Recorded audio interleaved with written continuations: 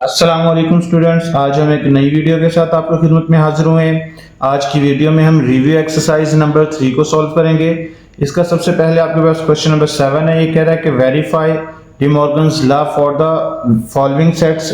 अभी आपके पास नीचे सेट दिए गए हैं, इनको यूज करते हुए आपने क्या करना है, डी मॉर्गन्स लॉ को फाइंड करना है। सबसे पहले तो आपके पास देखो कि डी मॉर्गन्स लॉ होते क्या हैं, ठीक है।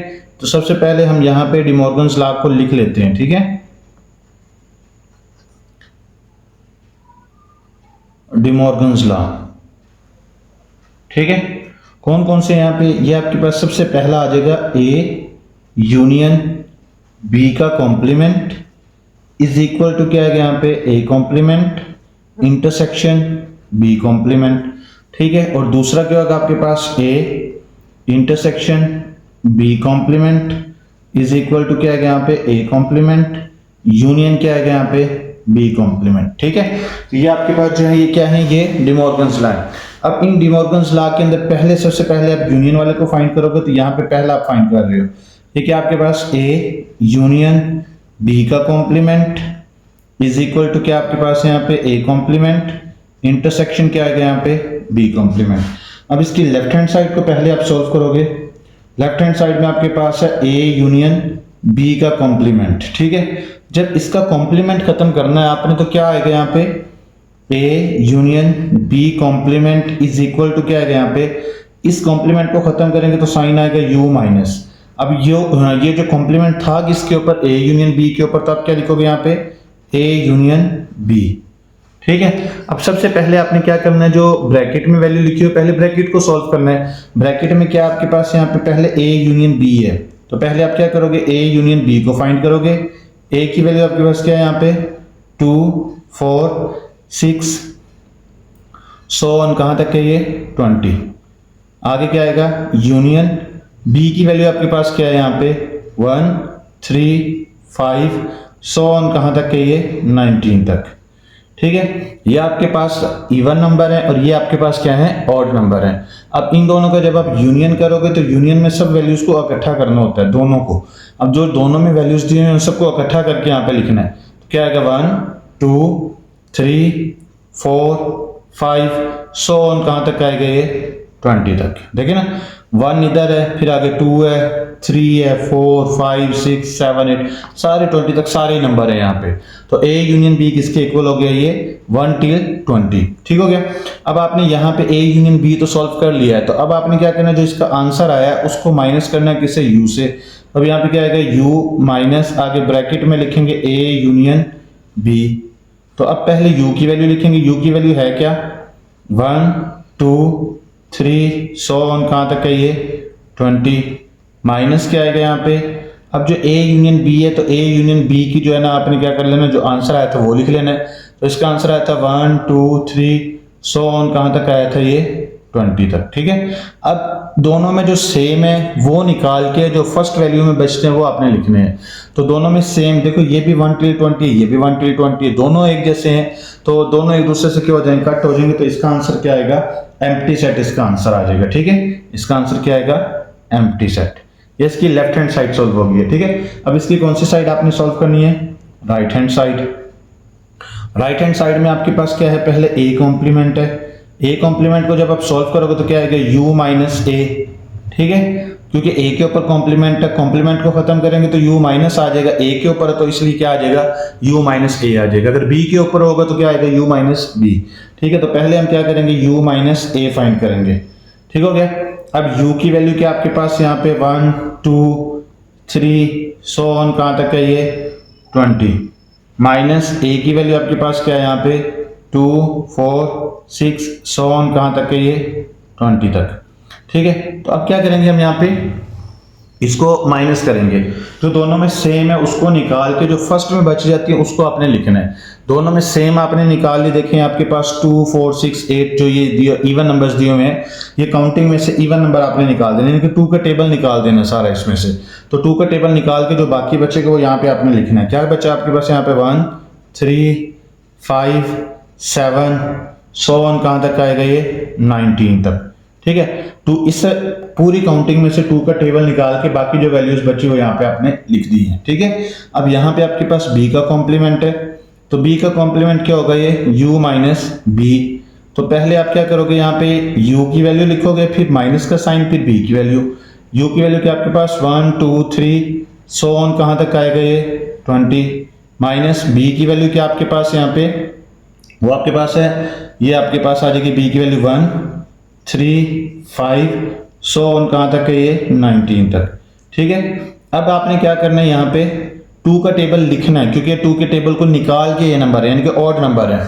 अब आपने काउंटिंग में से ऑड नंबर्स निकाल देने, तो बाकी आपके पास यहाँ पे 2 का टेबल बचेगा, तो आपने 2 का टेबल यहाँ पे लिख देना है। क्या आएगा यहाँ पे 2 4 6 सो ऑन, कहाँ तक आएगा ये 20, तो ये इसका आंसर आया, ठीक है। अब जो a कॉम्प्लीमेंट का आंसर आया था वो और जो b कॉम्प्लीमेंट का आंसर आया था वो, उन दोनों का आपने इंटरसेक्शन फाइंड करना है। तो यहाँ पे क्या लिखेंगे, a कॉम्प्लीमेंट, इंटरसेक्शन क्या आएगा यहाँ पे b कॉम्प्लीमेंट। अब a कॉम्प्लीमेंट का आंसर जो आया था वो था आपके पास 1 3 5 7 सो ऑन, कहाँ तक है ये 19 तक। आगे इंटरसेक्शन b की वैल्यू आपके पास क्या आई थी यहाँ पे 2 4 6 सो ऑन, कहाँ तक आया था ये 20, ठीक है। अब इन दोनों में देखो कि सेम कौन से नंबर है। अब यहाँ पे देखो ये आपके पास ऑड नंबर्स हैं, ये आपके पास इवन नंबर्स हैं। ऑड और इवन एक जैसे नहीं हो सकते, तो लिहाजा इनके अंदर कुछ भी कॉमन नहीं है, तो इनका आंसर जो आएगा वो एम्प्टी सेट आएगा, ठीक है। तो जब देखो आपके पास राइट हैंड साइड और लेफ्ट हैंड साइड दोनों का आंसर क्या आ गया, सेम आ गया, तो आप क्या लिख दोगे लास्ट पे, proved left hand side is equal to क्या आपके पास यहाँ पे राइट हैंड साइड, ठीक है। अब इसकी दूसरी साइड को फाइंड करेंगे। अच्छा, अब इसका दूसरा पार्ट है, दूसरा ला है, उसके अंदर क्या कह रहा है आपके पास यहाँ पे a इंटरसेक्शन b का complement is equal to a complement union b complement, ये आपके पास दूसरा ला है, ठीक है। तो इसकी लेफ्ट हैंड साइड को पहले हम सॉल्व करेंगे, तो हमारे पास क्या है, ये a इंटरसेक्शन b का कॉम्प्लीमेंट, ठीक है। जब इसको हम खत्म करेंगे कॉम्प्लीमेंट को, तो क्या आएगा यहाँ पे a इंटरसेक्शन b का complement is equal to u minus, इस कॉम्प्लीमेंट को खत्म करते हैं तो u माइनस आता है। अब ये कॉम्प्लीमेंट था किसके ऊपर, वो पूरी वैल्यू यहाँ पे लिख दोगे आप, a इंटरसेक्शन b। तो पहले आपने क्या करना है, ये ब्रैकेट को सॉल्व करना है, a इंटरसेक्शन b। तो अब a की वैल्यू क्या आपके पास यहाँ पे, a की वैल्यू आपके पास है 2, ये आपके पास काउंटिंग थी, a की वैल्यू थी 2 4 6 8 2 4 6 8 सो ऑन, कहाँ तक है ये 20 तक।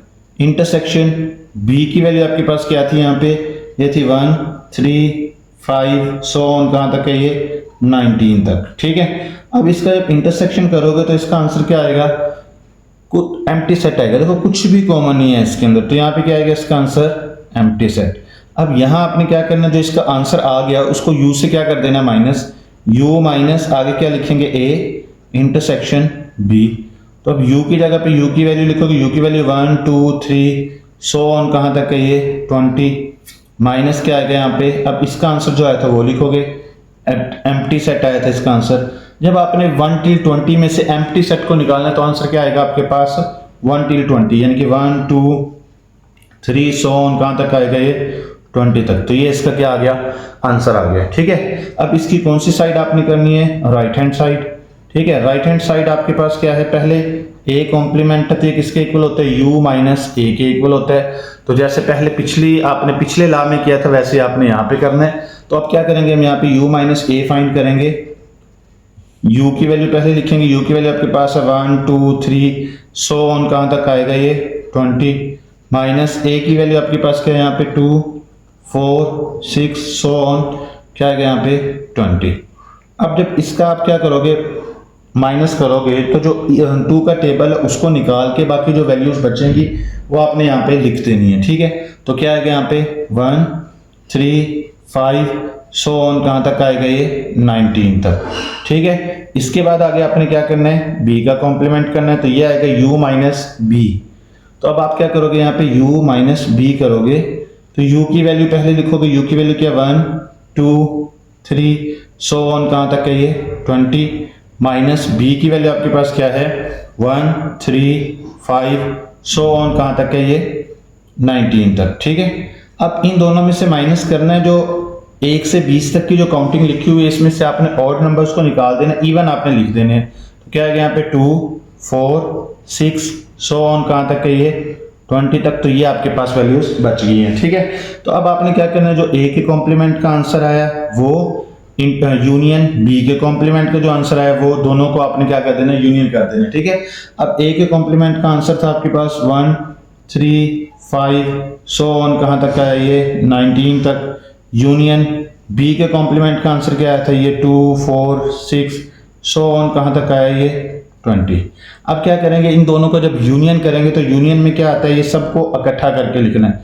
तो क्या आएगा यहाँ पे 1 2 3 4 सो ऑन कहाँ तक आ जाएगा ये 20 तक। ये सारी वैल्यूज इसके अंदर मौजूद हैं, ठीक है। तो अब जब आप यहाँ पे देख लोगे कि ये लेफ्ट हैंड साइड और राइट हैंड साइड का आंसर सेम आ गया है, तो आप क्या करोगे, proved left hand side is equal to क्या है, राइट हैंड साइड, ठीक है। तो ये इसका आंसर आ गया। अच्छा, अब आपके पास क्वेश्चन नंबर 8 है। क्वेश्चन नंबर 8 में कह रहा है कि consider the set P is equal to x such that x is equal to 5m m element of n। ये P की वैल्यू दी हुई है, इसके बाद Q की वैल्यू दी हुई है x such that x is equal to 2m and m element of क्या है n। अब यहाँ पे आपने क्या करना है, ये आपके पास Q की वैल्यू दी हुई है, P इंटरसेक्शन Q आपने फाइंड करना है, ठीक हो गया। अब यहाँ पे आपके पास जो P के अंदर जो वैल्यू दी हुई है ना 5m का मतलब क्या, आपके पास यहाँ पे ये 5 का टेबल है, क्योंकि ये आपके पास m की वैल्यू जो नेचुरल नंबर है, नेचुरल नंबर कहाँ से स्टार्ट होते हैं 1 से। तो पहले m की जगह पे 1 लिखोगे, फिर 2 लिखोगे, फिर 3 लिखोगे, फिर 4 लिखोगे। जब उस नेचुरल नंबर को 5 से मल्टीप्लाई करोगे तो ये 5 का टेबल ही बनेगा। तो इसी तरह ये आपके पास 5 का टेबल दिया हुआ है, ये आपके पास क्या दिया हुआ है 2 का टेबल दिया हुआ है। तो अब आपके पास p की जो वैल्यू आएगी इसका हम क्या करेंगे, यहाँ पे सोल्यूशन निकाल लेते हैं। अब p की वैल्यू जो आपके पास बनी, ये आपके पास क्या आ गया यहाँ पे 5 का टेबल, m की वैल्यू n के इक्वल है ना, मेंबर है m का, m जो है वो मेंबर है n का। तो अब यहाँ पे पहले m की जगह पे 1 लिखेंगे तो 5 आएगा, 2 लिखेंगे तो 10 आएगा, 3 लिखेंगे तो क्या आएगा 15।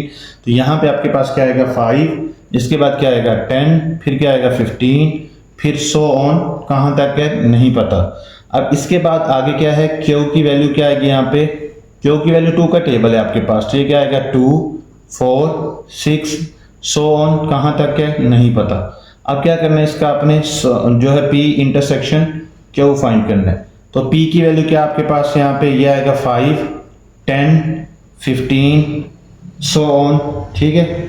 आगे क्या है इंटरसेक्शन, आगे क्या आपके पास यहाँ पे 2 4 6 सो ऑन, ठीक है। कोई लिमिट नहीं दी हुई तो इसलिए यहाँ पे आपके पास क्या ये चलता ही जा रहा है। अब इसका इंटरसेक्शन जब आप फाइंड करोगे दोनों के अंदर क्या चीज सेम है, ये देखो ये आपके पास 5 का टेबल है, 2 का टेबल है। 5 के टेबल में 2 के टेबल में जहाँ पे ये 10 है, 10 कॉमन आता है, तो यहाँ पे सबसे पहला आपका आंसर क्या होगा 10। फिर 5 के टेबल में 20 आता है, 2 के टेबल में 20 आता है, 20 कॉमन आएगा। फिर इसी तरह 30, फिर क्या आएगा 40, फिर हर 10 के बाद जो नंबर हर 10 वाला जो नंबर आ रहा है वो आपके पास कॉमन आता है। तो ये आपके पास क्या आएगा P इंटरसेक्शन Q, ठीक है। तो ये आपके पास 10 20 30 40 सो ऑन, इसी तरह आपके पास आंसर आ रहा है, ठीक हो गया। अच्छा, अब आपके पास क्वेश्चन नंबर 9 है। क्वेश्चन नंबर 9 में कह रहा है कि for suitable properties of union and intersection deduce the following results. अब आपने वो यहाँ पे जो है सुटेबल प्रॉपर्टीज को इस्तेमाल करते हुए किसकी प्रॉपर्टीज को इस्तेमाल करना है, यूनियन और इंटरसेक्शन की। तो आपने जो ये वैल्यूज दी हुई है इन्हें आपने फाइंड करना है, ठीक है, रिजल्ट्स को फाइंड करना है। अब यहाँ पे आपके पास पहला क्या दिया हुआ है ए इंटरसेक्शन, आगे ब्रैकेट में दिया हुआ है a union B is equal to a union, आगे ब्रैकेट में क्या दिया हुआ है ए इंटरसेक्शन बी। हम लेफ्ट हैंड साइड को इसकी लेते हैं। अब क्या करेंगे, यहाँ पे पहले ए इंटरसेक्शन क्या लिखेंगे ए, फिर ए इंटरसेक्शन क्या लिखेंगे बी। देखो यहाँ पे ए इंटरसेक्शन ए लिखा, यहाँ पे ए इंटरसेक्शन ए लिख दिया, फिर ये यूनियन का साइन लगा दिया, फिर ए इंटरसेक्शन बी लिख दिया, ए इंटरसेक्शन बी आ गया, ठीक हो गया। अब इसके बाद ये ए इंटरसेक्शन ए को जब सॉल्व करेंगे तो इसका आंसर क्या आता है, ए के इक्वल आता है। अब यूनियन का साइन आ गया इसी तरह। अब जो ये प्रॉपर्टी मैंने इस्तेमाल की है ये कौन सी है, ये डिस्ट्रीब्यूटिव प्रॉपर्टी है। अच्छा देखो यहाँ पे क्या डिस्ट्रीब्यूटिव प्रॉपर्टी, बाहर इंटरसेक्शन का साइन है तो क्या लिखेंगे bye distributive property of intersection, अंदर आपके पास यूनियन है तो क्या लिखेंगे ओवर यूनियन, ठीक है। तो ये आपके पास प्रॉपर्टी लिख दी है कि कौन सी हमने यहाँ पे प्रॉपर्टी इस्तेमाल की है। अब यहाँ पे ये ए इंटरसेक्शन ए यहाँ पे मैंने लिख दिया है कि वी नो डैट, ये साइन जो है वी नो डैट का, यहाँ पे क्या है a intersection a is equal to क्या होता है ए के इक्वल होता है। ठीक हो गया। अब इसके बाद इसका सेकंड पार्ट है। सेकंड पार्ट में आपके पास क्या था यहाँ पे, ए यूनियन, आगे ब्रैकेट में क्या लिखा हुआ, a intersection B is equal to a intersection, आगे ब्रैकेट में क्या लिखा हुआ है, ए यूनियन बी। तो इसकी लेफ्ट हैंड साइड को देखेंगे। अब देखो यहाँ पे आपके पास क्या है, ए यूनियन ए लिखेंगे, पहले ए यूनियन ए लिख दिया, आगे इंटरसेक्शन का साइन, फिर ए यूनियन बी लिखेंगे हम। ठीक है। अब यहाँ पे आपने ए यूनियन ए को देखना कि ये किसके इक्वल होता है, ए के इक्वल होता है, तो आगे इसका आंसर ए आ जाएगा, बाकी इंटरसेक्शन आगे ये वैल्यू इसी तरह ही आएगी। तो अब ये कौन सी प्रॉपर्टी इस्तेमाल हुई है, ये हुई है बाय डिस्ट्रीब्यूटिव प्रॉपर्टी। आगे क्या है, of intersection over of union आना था, सॉरी यहाँ पे ऑफ क्या आएगा, यहाँ पे यूनियन ओवर इंटरसेक्शन, क्या है यहाँ पे यूनियन। ठीक है, यूनियन। अच्छा देखो यहाँ पे बाहर आपके पास क्या यूनियन का साइन है, तो हम क्या लिखेंगे, bye distributive property of union. अंदर इंटरसेक्शन है तो क्या लिखेंगे, ओवर इंटरसेक्शन। जो अंदर लिखा होगा हम उसे क्या लिखेंगे, ओवर इंटरसेक्शन। जो भी लिखा होगा, ओवर इंटरसेक्शन है, यूनियन है, जो भी होगा वो ओवर के साथ लिखा जाएगा। जो बाहर होगा आपने क्या लिखना, डिस्ट्रीब्यूटिव प्रॉपर्टी ऑफ, जो भी बाहर होगा यूनियन इंटरसेक्शन वो लिख देना है, जो अंदर होगा उसको लिखेंगे ओवर इंटरसेक्शन या यूनियन, जो भी लिखा होगा। ठीक है।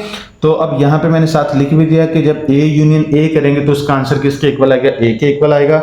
जब आप ए यूनियन ए की वैल्यू लिखेंगे तो क्या आएगा, यहाँ पे ये ए के इक्वल होता है। अब जो ये आंसर आपके पास आया है ये राइट हैंड साइड के इक्वल है, तो आप क्या लिखोगे, left hand side is equal to right hand side, यही इसका आंसर है। अच्छा अब आपके पास क्वेश्चन नंबर 10 है। क्वेश्चन नंबर 10 में कह रहा है कि if g of x is equal to 7x minus 2 and s of x is equal to 8x का स्क्वायर माइनस 3। ठीक है। ये आपके पास क्या दी हुई है, वैल्यूज दी हुई है। किस किस की वैल्यूज दी हुई है, g ऑफ x की और s ऑफ x की वैल्यूज दी हुई है। तो अब आपने क्या करना है, यहाँ पे ये वैल्यूज को फाइंड करना है, g of 0, g of -1, g of -5/3, s of 1, s of -9 और s of -7/2।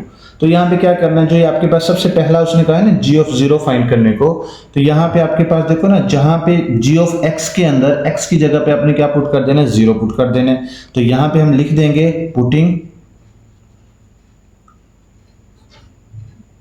x is equal 0 in g of x। तो जहां आपके पास g ऑफ x के अंदर x है तो उसकी जगह पे आपने क्या पुट कर देना है, 0। तो क्या बन जाएगा यहाँ पे g ऑफ x की जगह पे आप क्या लिखोगे, यहाँ पे 0 इज इक्वल टू 7, x की जगह पे क्या आएगा, 0 माइनस 2। ठीक है। तो अब 7 को 0 से मल्टीप्लाई करो, क्या आंसर आएगा, 0 माइनस 2। 0 से आपने -2 को करना है सॉल्व, तो क्या आंसर आएगा यहाँ पे -2। ये इसका आंसर आ गया है। इसी तरह अब आपके पास क्या है, यहाँ पे x की जगह पे आपने क्या पुट करना है, -1। तो यहाँ पे क्या लिखेंगे, putting x is equal -1 in g of x। अब आपने g ऑफ x के अंदर x की जगह पे क्या पुट कर देना है, यहाँ पे -1 पुट कर देना है। तो क्या आएगा, g x की जगह पे क्या लिखेंगे, -1। आगे आपके पास यहाँ पे 7, x की जगह पे क्या लिखेंगे, -1 -2। आगे -1 को 7 से मल्टीप्लाई करेंगे, क्या आंसर आएगा, -7 -2।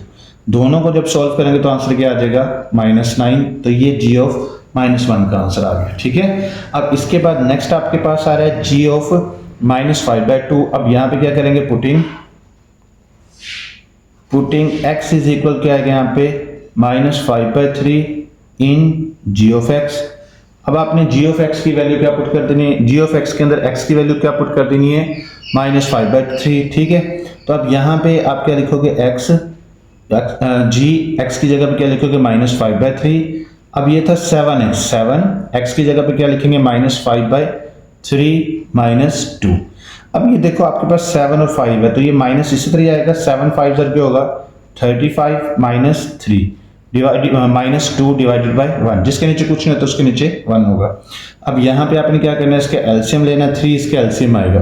अब 1 को 35 से मल्टीप्लाई कर देना, तो यहाँ पे आएगा -35 -3 को 2 से मल्टीप्लाई करेंगे तो क्या आंसर आएगा, 6। अब जब दोनों को सॉल्व करेंगे तो आंसर क्या आएगा, -41/3। तो यही इसका आंसर आ गया। ठीक हो गया। इसके बाद आगे नेक्स्ट आपके पास क्या आ रहा है, ये कह रहा है कि s ऑफ 1 आपने फाइंड करना है। अब यहां पे क्या करेंगे, putting x is equal 1 in s of x। ठीक है।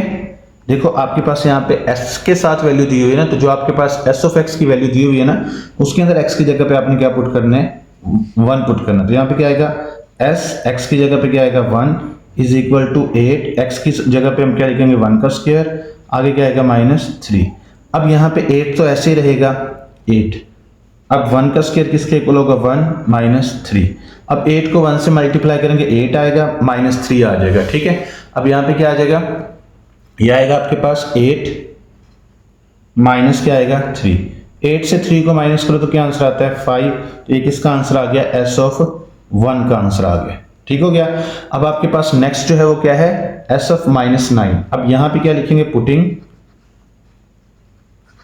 x इज इक्वल -9 इन क्या आएगा यहाँ पे S ऑफ x। अब S ऑफ x के अंदर x की जगह पे आपने क्या पुट करना है -9, तो क्या आएगा x की जगह पे क्या आएगा -9 इज इक्वल टू 8, x की जगह पे क्या लिखेंगे -9 का स्क्वायर -3। अब 8 -9 का स्क्वायर किसके इक्वल होता है 81 -3। अब आपने क्या करना है, यहाँ पे 81 को मल्टीप्लाई करना है किसके साथ, 8 के साथ। तो इसका आंसर क्या आ जाएगा आपके पास, यहाँ पे ये आंसर आ जाएगा 648 माइनस क्या आएगा यहाँ पे 3। अब 648 को माइनस करेंगे 3 से तो क्या आंसर आ जाएगा आपके पास 645। ठीक है, तो ये इसका आंसर आ गया। अब नेक्स्ट आपके पास छठा क्वेश्चन जो है वो क्या कह रहा है, S ऑफ -7/2। तो यहाँ पे क्या लिखेंगे, putting x is equal to -7/2 in S of x। S of x की जगह पे आपने यानी S ऑफ x के अंदर x की वैल्यू -7/2 पुट करनी है। तो x की जगह पे क्या लिखेंगे -7/2 इज इक्वल टू क्या आएगा 8, x की जगह पे क्या लिखेंगे -7/2 का स्क्वायर -3। ठीक हो गया। अच्छा, अब यहाँ पे इसका स्क्वायर ओपन करेंगे, 8 तो ऐसे रहेगा, 7 का स्क्वायर क्या आएगा 49, 2 का स्क्वायर क्या आएगा यहाँ पे 4 -3। अब ये 4 1 जार 4, 4 2 जार क्या होगा 8, तो क्या रहेगा यहाँ पे 2 इंटू 49 -3। दोनों को जब मल्टीप्लाई करेंगे तो आंसर क्या आएगा 98 -3। 98 में से 3 को माइनस करेंगे तो आंसर क्या आएगा 95। तो यही इसका आंसर है। ठीक हो गया। अच्छा, अब आपके पास क्वेश्चन नंबर 11 है। क्वेश्चन नंबर 11 में क्या है कि given that f of x is equal to ax plus b where a and b are constant numbers, if f minus 2 is equal to क्या है 3 and f of 4 is equal to 10 then find the values of a and b। ये कह रहा है कि अगर आपके पास f of x दिया हुआ है ax plus b जबकि a और b की वैल्यू आपके पास कांस्टेंट नंबर्स हैं, तो यानी कि ये कांस्टेंट वैल्यूज होंगी। अगर f of -2 3 के इक्वल हो और f of 4 इज इक्वल 10 हो तो आपने a और b की वैल्यूज को फाइंड करना है। अब जब देखें आपके पास यहाँ पे क्या है, गिवन डाटा क्या क्या दिया हुआ है, गिवन डाटा ये आपके पास क्या क्या है यहाँ पे। अब देखो आपके पास f of x दिया हुआ है, क्या दिया हुआ है f of x, ये है ax प्लस b, और आपके पास क्या दिया हुआ है f -2 इज इक्वल टू क्या है यहाँ पे 3। अब इसके बाद क्या दिया हुआ है f of 4 is equal to क्या दिया हुआ है यहाँ पे 10। अब यहाँ पे सबसे पहले आपने f of -2 फाइंड करना है, फिर आपने क्या फाइंड करना है f of 4 फाइंड करना है। अब यहाँ पे हम क्या लिखेंगे, टू फाइंड f of -2। अब यहाँ पे क्या करेंगे, पुटिंग x इज इक्वल क्या आएगा -2 इन f of x। अब आपने ये फाइंड करने के लिए ना f of -2 फाइंड करने के लिए x की जगह पे क्या पुट कर देना है, -2 पुट कर देना है किसमें, f of x के अंदर। तो क्या आएगा यहाँ पे f x की जगह पे क्या लिखेंगे -2 is equal to a, x की जगह पे क्या आएगा यहाँ पे -2 प्लस b। ठीक हो गया। अब यहाँ पे a को -2 से मल्टीप्लाई करें तो क्या आएगा -2a प्लस b, ये f of -2 है। ठीक है। अब देखिए हमें पता है कि f of -2 किसके इक्वल है, ये 3 के इक्वल है। तो यहाँ पे क्या लिखेंगे, पुटिंग, यहाँ पे आ जाएगा putting the value f of -2। तो यहाँ पे आपके पास क्या आएगा, ये f of -2 की वैल्यू को हम पुट कर रहे हैं। तो ये f of -2 था किसके इक्वल, 3 के इक्वल। 3 इज इक्वल टू क्या आएगा यहाँ पे -2a प्लस b, ये इक्वेशन क्या आ गया आपके पास 1। ठीक हो गया, ये इक्वेशन क्या आ गया यहाँ पे 1 आ गई है। अच्छा, इसके बाद आगे नेक्स्ट आपने क्या करना है, यहाँ पे टू फाइंड f of 4। अच्छा जी, putting x is equal 4 in f of x। ठीक है। तो यहाँ पे एफ ऑफ एक्स की वैल्यू थी ना आपके पास, एफ एक्स की जगह पे क्या आएगा 4 is equal to a, x की जगह पे क्या लिखेंगे 4 प्लस बी। अब यहाँ हम क्या करेंगे, a को 4 से मल्टीप्लाई करेंगे तो 4a प्लस क्या आएगा b, और ये f ऑफ 4। अब देखो f ऑफ 4 की वैल्यू को आपको पता है, तो यहाँ पे क्या लिखेंगे, putting the value of f of 4। तो f ऑफ 4 की वैल्यू क्या थी 10, तो यहाँ पे क्या लिखेंगे 10 is equal to 4a plus b। ये आपके पास इक्वेशन कौन सी बन गई 2। अब यहाँ पे आप क्या करोगे, इक्वेशन 1 और 2 को लिखोगे यहाँ पे -2a plus b is equal to 3, ठीक है। और दूसरी इक्वेशन क्या आपके पास 4a plus b is equal to क्या है यहाँ पे 10। अब यहाँ पे देखें कि आपके पास जो है ना ये इक्वेशन ये प्लस प्लस की है, अगर मैं प्लस फर्स्ट में से सेकंड को माइनस कर दूं तो ये दोनों एक दूसरे से क्या हो जाएंगे कट। तो यहाँ पे हम क्या करेंगे, इसको लिखा यहाँ पे माइनस, यहाँ पे माइनस, यहाँ पे क्या कर दिया माइनस, ये दोनों एक दूसरे से क्या होगी कट होगी। तो अब ये दोनों माइनस किए तो यहाँ पे क्या आएगा -6a इज इक्वल टू क्या आएगा यहाँ पे माइनस, देखो माइनस बड़ी वैल्यू माइनस की है ना, तो 10 से 3 को माइनस करेंगे तो आंसर क्या आएगा यहाँ पे 7। अब ये माइनस माइनस से कट हो जाएगा तो यहाँ पे क्या आएगा a इज इक्वल टू 7/6। ये 6 इस तरफ मल्टीप्लाई तो इस तरफ आके हो जाएगा डिवाइड। अब a की वैल्यू को किसी एक इक्वेशन में आप पुट कर दो तो आपका आंसर आ जाएगा, b का आंसर आ जाएगा। तो यहाँ पे क्या करेंगे, पुटिंग द वैल्यू ऑफ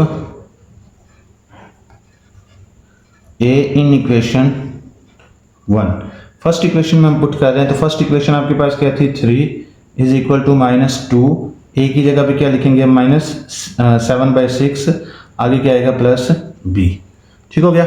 अच्छा ये आपने फर्स्ट इक्वेशन में वैल्यूज को पुट कर लिया। तो अब देखो यहाँ पे 2 और 6 की कटिंग होती है, 2 1 जार 2 2 3 जार 6, तो क्या आएगा यहाँ पे 3 इज इक्वल टू -7/3 प्लस क्या आएगा यहाँ पे b।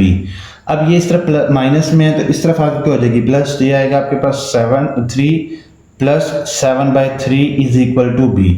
अब यहाँ पे इसके नीचे 1 है तो यहाँ पे इसका एलसीएम क्या आएगा 3। जब इन दोनों के ये देखो 3 को 3 से मल्टीप्लाई करना है, 1 को 7 से, 3 को 3 से मल्टीप्लाई करेंगे तो 9, 7 को 1 से मल्टीप्लाई करेंगे तो 7 इज इक्वल टू क्या आएगा b। अब दोनों को जब प्लस करेंगे तो आंसर क्या आएगा आपके पास 16 divided by 3 is equal to b। तो ये किसका आंसर आ गया आपके पास, ये b का आंसर आ गया, ठीक है। a का आंसर आपके पास क्या आया था, a इज इक्वल टू आपके पास आ गया था यहाँ पे 7/6 और b आपके पास क्या आ गया यहाँ पे 16/3, तो ये इसका आंसर है, ठीक हो गया। अच्छा अब आपके पास क्वेश्चन नंबर 12 है। क्वेश्चन नंबर 12 में कह रहा है कि consider the function defined by k of x is equal to 7x minus 5 if k of x is equal to 100 find the value of x। अब देखिए यहाँ पे आपके पास फंक्शन दिया हुआ है k of x, यहाँ पे भी क्या दिया हुआ है k of x दिया हुआ है, दोनों k of x हैं। एक k of x आपके पास क्या दिया हुआ है 7x minus 5 और दूसरा क्या दिया हुआ आपके पास 100। तो यहाँ पे हमारे पास देखो ना गिवन डाटा के अंदर आपके पास यहाँ पे आएगा गिवन डाटा, आपके पास है k of x is equal to क्या यहाँ पे 7x minus 5। तो यहाँ पे दूसरा क्या दिया हुआ है k of x is equal to क्या दिया हुआ है 100। अब आपने वैल्यू किसकी फाइंड करनी है, x की फाइंड करनी है। तो x की वैल्यू फाइंड करने के लिए आप क्या करोगे, कंपेयरिंग करोगे, यानी कि k of x is equal to क्या, देखो यहाँ पे है ना आपके पास k of x is equal to क्या है यहाँ पे k of x, दोनों आपके पास k of x हैं। k of x is equal to क्या होगा k of x, एक k of x की वैल्यू आप यहाँ पे पुट करोगे 7x minus 5 is equal to इस k of x की वैल्यू क्या पुट करोगे 100। अब ये आपके पास -5 इस तरफ आके हो जाएगा +5, 7x is equal to 100 plus 5, दोनों को प्लस करोगे तो आंसर क्या आएगा यहाँ पे 105। अब ये 7 इस तरफ मल्टीप्लाई तो दूसरी तरफ जाके क्या हो जाएगा divide, x is equal to क्या आएगा 105 डिवाइडेड बाय 7। तो x इज इक्वल क्या आ जाएगा, जब इसको हम डिवाइड करेंगे तो हमारे पास आंसर क्या आएगा 15 क्या आएगा यहाँ पे 15 इसका आंसर आ जाएगा, ठीक हो गया, ये इसका आंसर है। अच्छा अब आपके पास क्वेश्चन नंबर 13 है। क्वेश्चन नंबर 13 में कह रहा है कि consider the function g of x is equal to mx square plus 9 where m and n are constant numbers। if g of 4 is equal to 20 and g of 0 is equal to 5 then find the values of m and n। वो कह रहा है कि अगर आपके पास एक function g of x है तो जो कि किसके इक्वल है m x square plus n के, जबकि यहाँ पे आपके पास m और n की वैल्यू जो है वो कांस्टेंट वैल्यूज हैं। जब अगर आपके पास यहाँ पे जी ऑफ 4 20 के इक्वल हो, जी ऑफ 0 5 के इक्वल हो, तो आप जो है m और n की वैल्यू को फाइंड आउट करो। ठीक है, तो अब यहाँ पे हम क्या करेंगे, देखो गिवन डाटा आपके पास यहाँ पे क्या दिया हुआ है, गिवन डाटा देखिए यहाँ पे g ऑफ x आपको दिया हुआ है, g ऑफ x आपके पास क्या है m x का स्क्वायर प्लस n। तो उसके बाद आपके पास g ऑफ 4 किसके इक्वल दिया होगा, g of 4 is equal to क्या है यहाँ पे 20, g ऑफ 0 किसके इक्वल दिया हुआ है, वो आपके पास है 5 के। अब देखो सबसे पहले आपने क्या करना है, g ऑफ 4 को फाइंड करना है, फिर g ऑफ 0 को फाइंड करना है, फिर उसके बाद दोनों की कंपेयरिंग कर देनी है। ठीक है, तो यहाँ पे क्या लिखेंगे, टू फाइंड g ऑफ 4, अब यहाँ पे क्या करेंगे, putting x is equal 4 in g of x। ठीक है, g ऑफ x की वैल्यू क्या है आपके पास, यहाँ पे g, x की जगह पे क्या पुट करेंगे 4 is equal to m, x की जगह पे क्या लिखेंगे 4 का स्क्वायर प्लस n। अब यहाँ आपके पास क्या है m, 4 का स्क्वायर 16 के इक्वल प्लस क्या है n। ठीक हो गया। अच्छा, अब इसके बाद आगे क्या करना है आपने, यहाँ पे 16 को जब m से पुट करेंगे, मल्टीप्लाई करेंगे तो क्या आएगा 16m प्लस क्या है n। तो ये आपके पास क्या है g ऑफ 4, फिर क्या आपके पास ये g ऑफ 4।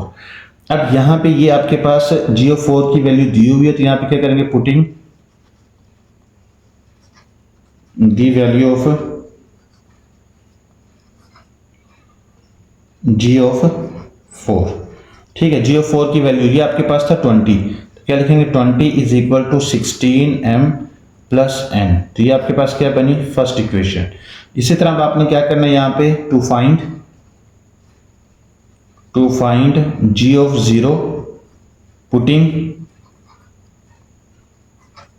आगे x is equal 0 in g of x। g of x के अंदर x की जगह पे क्या पुट कर देना है, यहाँ पे 0 फाइंड कर देना, पुट कर देना है। तो अब यहाँ पे g x की जगह पे क्या पुट करेंगे 0 इज इक्वल टू क्या आएगा यहाँ पे m, x की जगह पे क्या पुट करेंगे 0 का स्क्वायर प्लस क्या आएगा यहाँ पे n। तो ये आएगा g of 0 is equal to क्या आएगा यहाँ पे, ये आएगा m और ये 0 प्लस n। 0 को किसी भी नंबर से मल्टीप्लाई करो तो आंसर क्या आ जाता है यहाँ पे 0 प्लस n। अब यहाँ पे g of 0 is equal to क्या आएगा यहाँ पे n। अब यहाँ पे देखें g ऑफ 0 की वैल्यू आपको पता थी, तो अब यहाँ पे क्या करेंगे, पुटिंग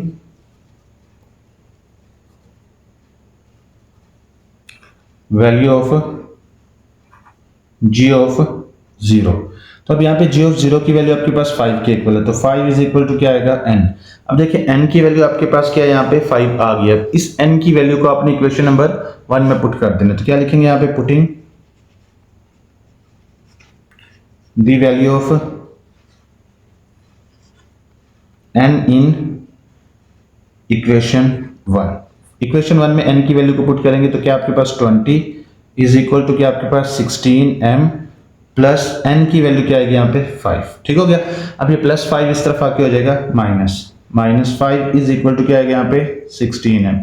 तो 20 से 5 को माइनस करेंगे तो क्या आएगा 15 इज इक्वल टू क्या आएगा यहाँ पे 16m। अब ये 16 इस तरफ मल्टीप्लाई तो इस तरफ आके हो जाएगा डिवाइड, तो m का आंसर क्या आएगा, m इज इक्वल टू ये 15 पहले से ही है ना, यहाँ पे 15 डिवाइड, ये इस तरफ आके डिवाइड हो जाएगा तो डिवाइडेड बाय 16, तो ये m का आंसर आ गया। n का आंसर 5 है और m का आंसर क्या है 15/16, तो ये इसका आंसर है। ठीक हो गया। अच्छा, अब आपके पास क्वेश्चन नंबर 14 है। क्वेश्चन नंबर 14 में कह रहा है कि a shopping mall has 100 products from various categories labelled 1 to 100 ये representing the universal set U। The products are categorised as following. अब ये कह रहा है कि आपके पास जो है एक शॉपिंग मॉल के अंदर 100 प्रोडक्ट्स हैं जो कि क्या है मुख्तलिफ कैटेगरीज की हैं, जिन्हें लेबल किया गया 1 से 100 तक। अब ये जो है इन्हें यूनिवर्सल सेट से रिप्रेजेंट किया गया, 1 से 100 तक के जो लेबल्ड है ना, इन सबको किसमें रखा गया है, यूनिवर्सल सेट में रखा गया। अब ये कह रहा है कि the products are categorised as follows. अब उनको जो है किस किस कैटेगरी में रखा गया वो नीचे दिया गया। अब सेट ए के अंदर इलेक्ट्रॉनिक्स जो है ना चीज़ों को रखा गया जिन्हें लेबल क्या किया गया 1 to 30 किया गया है। अब इसके बाद आगे क्या आपके पास यहाँ पे सेट बी के अंदर क्लॉथिंग यानी कि कपड़ों को रखा गया है जिसके अंदर 25 जो है ना प्रोडक्ट्स थी।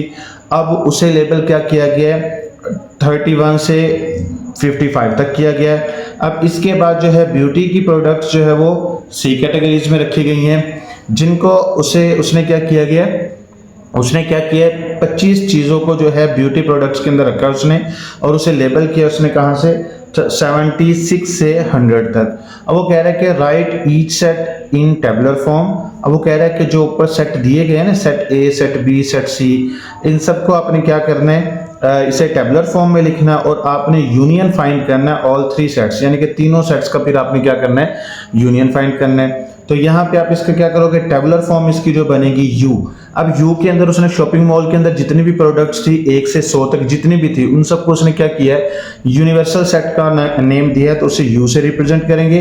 तो ये आपके पास क्या है कि 1 2 3 4 यानी कि 1 till 100 जो है ना, ये सारी आपके पास यूनिवर्सल सेट होंगे, और इसे हम क्या लिखेंगे, N of U is equal to 100। अब इसके बाद आपने सेट ए के अंदर जो इलेक्ट्रॉनिक्स की प्रोडक्ट्स को रखा था उन्हें लेबल किया था आपने 1 से 30 तक। तो यहाँ पे 1 till 30 आपने जो है ना काउंटिंग लिखनी है, तो ये आपके पास ए सेट होगा। इसी तरह अपने पास सेट बी में आपने क्लॉथ की जो प्रोडक्ट्स को रखा था उसे लेबल कहाँ से कहाँ तक किया था, 31 से 55 तक किया था, तो ये 31 से 55 तक जो है वो बी के अंदर आ जाएंगी वैल्यूज।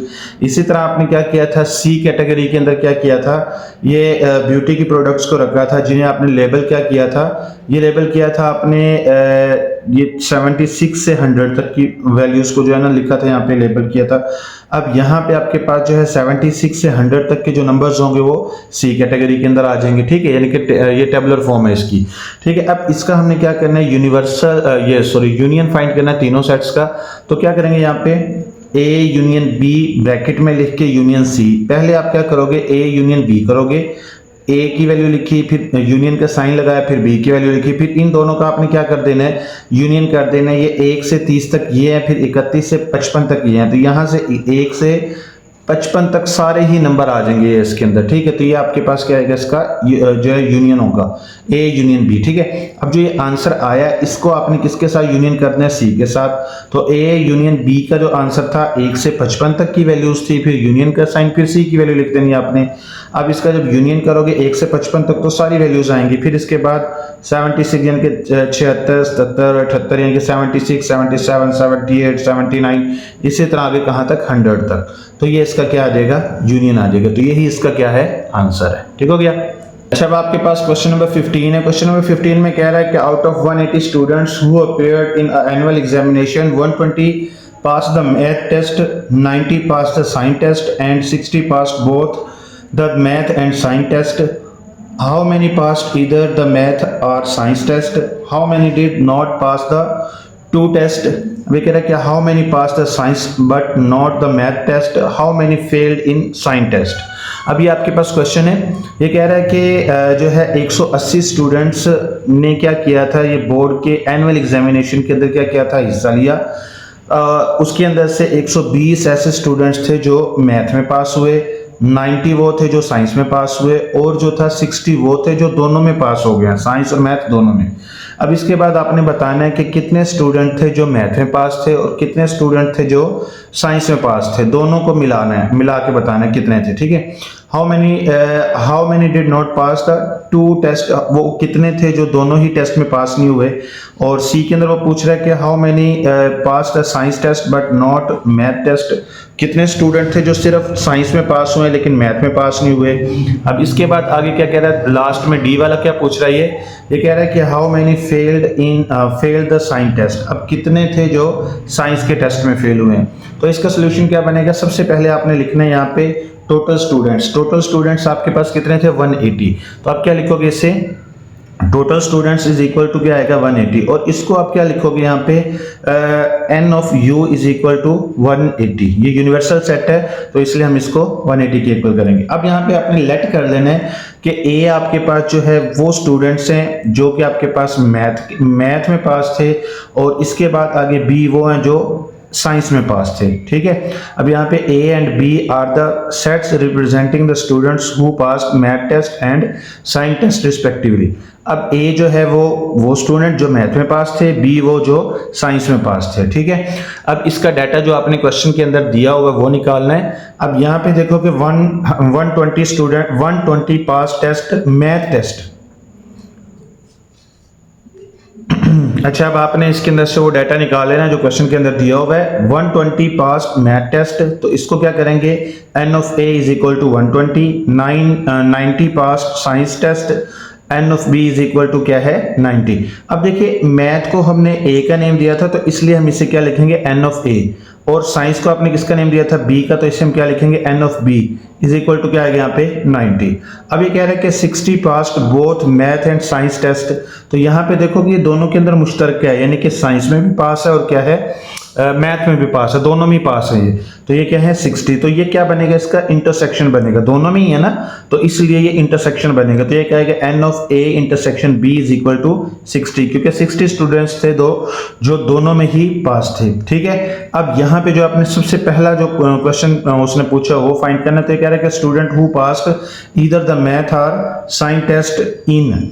अब ये कह रहा है कि हमने वो स्टूडेंट्स निकालने हैं जो मैथ और साइंस दोनों में पास थे, तो ये क्या होगा, ये यूनियन होगा, यूनियन के अंदर सबको मिलाना होता है ना, तो हमने यहाँ पे मैथ के टेस्ट में जो बच्चे पास हैं वो और जो साइंस के टेस्ट में पास हैं वो दोनों को मिलाना है, तो यहाँ पे क्या आएगा, N of A union B, union के अंदर मिलाना होता है। ठीक है, अब यहाँ पे हमने जो है ना वो नाउ डैट, अब आपके पास जो फॉर्मूला था, जो प्रिंसिपल आप इस्तेमाल करते थे वो आपने यहाँ पे अप्लाई करना है। ठीक है, अच्छा, हमें जो पता था वी नो डैट जो हमें था, ये था आपके पास ये था हमारे पास n of A union B is equal to क्या है, N of A plus n of B minus आगे क्या है आपके पास n of A intersection B.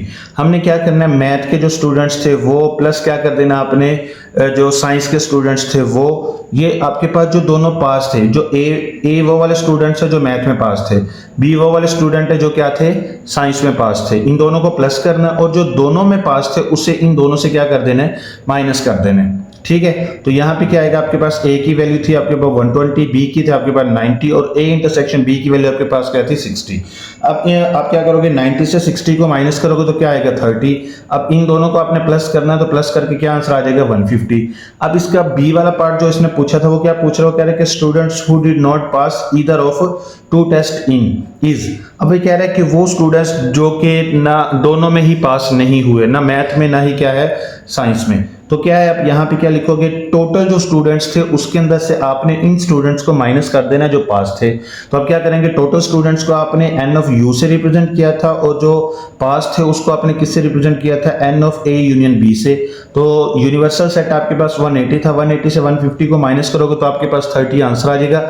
ये वो स्टूडेंट्स थे दो जो दोनों में ही पास नहीं थे, ना मैथ में और ना ही साइंस में पास थे। ठीक है, अच्छा, अब यहाँ पे आपके पास जो था इसका सी वाला पार्ट था, ये कह रहा है कि students only pass in science test. अब देखिए यहाँ पे आपके पास जो आपने एन ऑफ बी जो आपने लिखा था उसके अंदर आपके पास साइंस में पास स्टूडेंट थे। देखिए वो क्या थे कि क्या नाम है, मैथ और साइंस में भी पास थे और खाली साइंस में पास थे, टोटल वो स्टूडेंट्स थे जो साइंस में पास थे। अब उसके अंदर क्या आ जाता है, वो वाले स्टूडेंट भी शामिल है जो सिर्फ और सिर्फ किस में पास थे, साइंस में पास थे। इसमें वो स्टूडेंट्स भी शामिल है जो कि मैथ और साइंस दोनों में पास थे। हमने क्या कर देना है, बी की जो वैल्यू आपके पास थी उसके अंदर से जो मैथ और साइंस में स्टूडेंट्स पास थे उनको क्या कर देना, आपने माइनस कर देना है। तो क्या आएगा यहाँ पे 90 आपके पास टोटल स्टूडेंट्स थे बी के अंदर, तो अब आपने क्या कर देना, माइनस कर देना वो स्टूडेंट्स जो कि मैथ और साइंस दोनों में पास थे। तो अब क्या करना है, आपने 90 से 60 को माइनस कर देना, 30 आंसर आएगा। 30 वो स्टूडेंट्स थे जो सिर्फ और सिर्फ किस में पास थे, साइंस में पास थे। ठीक है, अच्छा, अब इसके बाद कह रहा है कि कितने स्टूडेंट्स थे जो कि साइंस के टेस्ट में फेल थे। तो क्या आएगा, आपने यूनिवर्सल सेट में से क्या कर देना, जो यूनिवर्सल सेट था टोटल स्टूडेंट्स जो थे टोटल में से आपने क्या कर देना है, जो साइंस के स्टूडेंट्स पास थे, जो मैथ और साइंस को मिला के या साइंस में पास थे, उन सबको क्या कर देना, आपने माइनस कर देना। तो क्या आएगा, एन ऑफ यू से आपने एन ऑफ बी को क्या कर देना है, माइनस कर देना है। तो एन ऑफ यू आपके पास 180 था, एन ऑफ बी आपके पास क्या था 90। 180 से 90 को माइनस करोगे तो आपके पास क्या आंसर आ जाएगा 90। तो 90 स्टूडेंट्स वो थे जो साइंस के टेस्ट में फेल थे। ठीक हो गया। अच्छा, अब आपके पास क्वेश्चन नंबर 16 है। क्वेश्चन नंबर 16 में कह रहा है कि in a software house of a city with 300 software developers. अब ये कह रहा है कि शहर के एक सॉफ्टवेयर हाउस के अंदर 300 सॉफ्टवेयर डेवलपर्स थे। अब ये कह रहा है कि a survey was conducted to determine which programming languages are liked more. अब एक सर्वे किया गया जिसके अंदर ये देखा गया कि ज़्यादातर जो है कौन सी प्रोग्रामिंग लैंग्वेज को इस्तेमाल किया जाता है। अब ये कह रहे हैं कि the survey revealed the following, वो कह रहे हैं कि जो ये सर्वे था वो नीचे दिया गया है। अब यहाँ पे कह रहा है कि 150 डेवलपर्स लाइक पाइथन, अब 130 developers like Java, 120 developers like PHP। अब इसके बाद है 70 developers like both Python and PHP। इसके बाद क्या है कि 40 developers like all 3 languages Python, Java and PHP। अब यहाँ पे आपने क्या करना है, यहाँ पे बताना है पहला, how many developers use at least one of these language. वो कह रहा है कि ये जो है कितने जो हैं डेवलपर्स हैं जो कि ये लैंग्वेजेस को इस्तेमाल करते हैं। How many developers use only of these language, वो कह रहा है कि कितने डेवलपर्स हैं जो सिर्फ एक लैंग्वेज को इस्तेमाल करते हैं। अब ये कह रहा है कि how many developers do not use any of these languages, अब कितने डेवलपर्स हैं जो कि इन तीनों में से किसी एक को भी इस्तेमाल नहीं करते। How many developers use only PHP, अब कितने जो हैं डेवलपर्स हैं जो सिर्फ और सिर्फ PHP को इस्तेमाल करते हैं। ठीक है, तो ये आपके पास इसका क्वेश्चन है, इसको आगे सॉल्व करते हैं अब।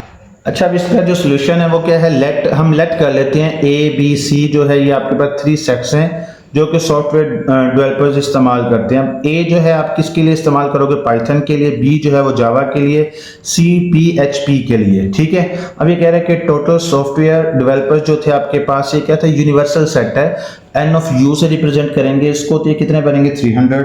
ठीक है, ये 300 स्टूडेंट्स 300 डेवलपर्स हैं जो कि टोटल थे। ठीक है, अब 150 लाइक पाइथन, तो 100 आपके पास कितने यहाँ पे 50 हैं जो कि सिर्फ किसको इस्तेमाल करते हैं, पाइथन को इस्तेमाल करते हैं। अब 130 लाइक जावा, 130 जो है वो सिर्फ किसको इस्तेमाल करते हैं, जावा को इस्तेमाल करते हैं। 120 लाइक PHP, तो ये क्या है कि 120 वो हैं जो कि सिर्फ किसको इस्तेमाल करते हैं, ये जो है PHP को इस्तेमाल करते हैं। देखो, पाइथन को आपने A से रिप्रेजेंट किया था तो N ऑफ A बनेगा, जावा को आपने B से रिप्रेजेंट किया था तो क्या बनेगा यहाँ पे N ऑफ B बनेगा, तो PHP को आपने किससे C से रिप्रेजेंट किया तो ये क्या बनेगा N ऑफ C बनेगा। अब इसके बाद 70 लाइक बोथ पाइथन एंड जावा, अब यहाँ पे कह रहा है कि 70 वो हैं कि जो पाइथन और जावा को इस्तेमाल करते हैं, तो यहाँ पे आप क्या करोगे, ये जब बोथ का वर्ड यूज आ जाता है ना तो यहाँ पे इंटरसेक्शन लिखना होता है आपने। अब पाइथन को आपने A से रिप्रेजेंट किया था, जावा को आपने B से, तो यहाँ पे A इंटरसेक्शन B आएगा। ठीक है, अब इसके बाद 50 like both Java and PHP, तो यहाँ पे आप क्या लिखोगे, जावा को आपने B से रिप्रेजेंट किया था और PHP को किससे रिप्रेजेंट किया था, C से, तो क्या लिखेंगे यहाँ पे N of B and B intersection C। मैं फिर बता रहा हूँ कि जो बोथ का वर्ड जब आपके पास इस्तेमाल होता है तो आपने उसके अंदर क्या कर देना है, इंटरसेक्शन फाइंड करना। और जब ऑल का वर्ड यूज होता है तो उस वक्त आपने क्या करना होता है, उसका यूनियन फाइंड करना होता है। ठीक है, अच्छा, अब इसके बाद 60 like both Python and PHP, तो यहाँ पे क्या है N ऑफ, अब देखो ना, पाइथन को आपने A से रिप्रेजेंट किया था, PHP को आपने C से रिप्रेजेंट किया था, तो आप क्या लिखोगे N आगे N of A intersection C is equal to 60। अब ये कह रहा है कि 40 लाइक ऑल द 3 लैंग्वेजेस, अब ये कह रहा है कि यहाँ पे देखो ना, ये जो तीनों को इस्तेमाल करते हैं यहाँ पे, तो अब यहाँ पे 40 होते हैं जो तीनों को इस्तेमाल कर रहे हैं, तो यहाँ पे भी देखिए कि तीनों के अंदर से मुश्तरका ये चीज निकाली गई है, तो यहाँ पे क्या लिखेंगे A intersection B intersection C is equal to 40। अब यहाँ पे सबसे पहले आपने क्या करना है, using principle of inclusion and exclusion, ये जो आप प्रिंसिपल इस्तेमाल करते आए हो शुरू से, तो यहाँ पे अब देखो यूनियन को एक साइड पे लिखना है, फिर आपने क्या करना है, इज इक्वल टू क्या कर देना है, जावा प्लस आपके पास क्या था पाइथन, फिर आप PHP, इन तीनों को लैंग्वेजेस को प्लस करना है, फिर माइनस कर देना है जो इकट्ठी थी, यानी कि जो बोथ वाली थी उनको क्या कर देना है, माइनस कर देना है, जैसे पाइथन एंड जावा, फिर इसके बाद आगे क्या है जावा एंड PHP, फिर इसके बाद क्या था पाइथन एंड PHP, और इसके बाद ये बोथ, यानी कि ऑल जो था ना, ऑल 3 लैंग्वेजेस। अब ये आपने क्या कर देना है, ये से प्लस कर, देखो जो तीनों अलग अलग लैंग्वेजेस थी उन्हें प्लस करना है, जो बोथ वाली थी उन्हें क्या कर देना है, माइनस कर देना, और जो तीनों इकट्ठी थी उसे भी क्या कर देना है, आपने प्लस कर देना है। ठीक है, ये अलग अलग तीनों है, ये तीनों क्या है, इकट्ठी हैं, जबकि दो जो थी उन्हें आपने क्या कर देना है, माइनस कर देना है। ठीक हो गया। अब यहाँ पे आपके पास क्या था, एक ही आपके पास जो थी, जो आपके पास पाइथन था, वो पाइथन लैंग्वेज थी, वो आपके पास 150, जावा आपके पास 130, इसके बाद PHP आपके पास क्या था 120, A इंटरसेक्शन B आपके पास 70, फिर इसकी वैल्यू आपके पास है 50, फिर इसकी वैल्यू आपके पास क्या है 60 और इसकी वैल्यू आपके पास क्या है 40।